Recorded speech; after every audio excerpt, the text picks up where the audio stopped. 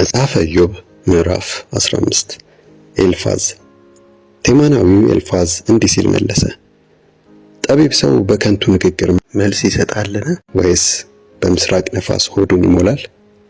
በማይረባ ቃል ፍሬ ቢስ በሆነም ንግግር ይከራከራልን? አንተ ግን እግዚአብሔርን መፍራት ታጣጥላለህ፣ አምልኮተ እግዚአብሔርን ትከለክላለህ። ኃጢአትህ አፍህን ታስተምረዋለች፣ የተንኮለኞችንም አነጋገር መርጠህ ትይዛለህ። የሚፈርድብህ አንደበትህ እንጂ እኔ አይደለሁም፣ የሚመሰክርብህም እኔ ሳልሆን የገዛ ከንፈርህ ነው። ለመሆኑ ከሰው ሁሉ ቀድመህ የተወለድህ አንተ ነህን? ወይስ ከኮረብቶች በፊት ተገኝተሃል? በእግዚአብሔር የመማክርት ጉባኤ ላይ ነበርህን? ጥበብስ የተሰጠው ለአንተ ብቻ ነው?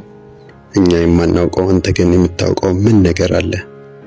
እኛስ የሌለን አንተ ያለህ ማስተዋል የቱ ነው? በዕድሜ ከአባትህ የሚበልጡ የሸበቱ ሽማግሌዎች ከኛ ጋር አሉ።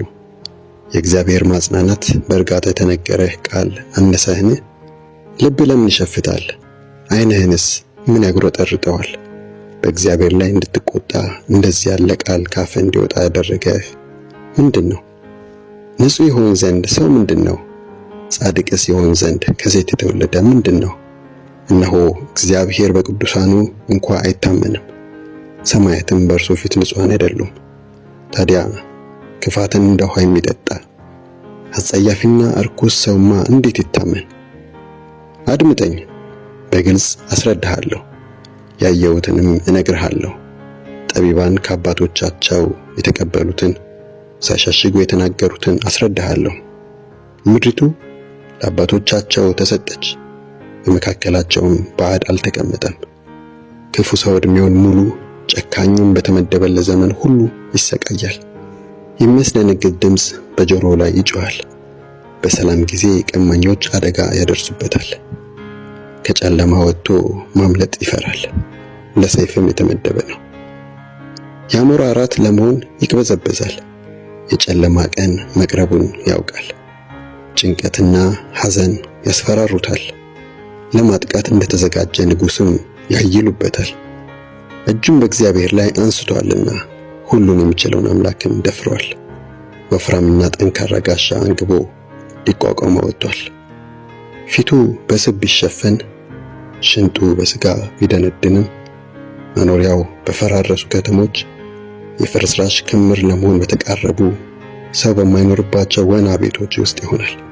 ከእንግዲህ ባለጠጋ አይሆንም፣ ሀብቱም አይቆይም፣ ይዞታውም በምድር ላይ አይሰፋም። ከጨለማ አያመልጥም፣ ቅርንጫፎቹን ነበልባል ያደርቃቸዋል። በእግዚአብሔር እስትንፋስ ይወሰዳል። በአጸፋው አንዳች አያገኝምና ከንቱን ነገር በመታመን ራሱን አያታልል። ጊዜው ሳይደርስ ይጠወልጋል፣ ቅርንጫፉም አይለመልምም።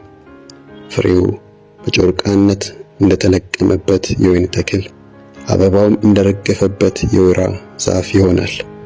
የአመፀኞች ጉባኤ ትመክናለች፣ የጉቦ ሱሰኞችም ድንኳን በእሳት ትበላለች። መከራን ይጸንሳሉ፣ ክፋትንም ይወልዳሉ፣ በሆዳቸውም ተንኮል ይጠነስሳሉ።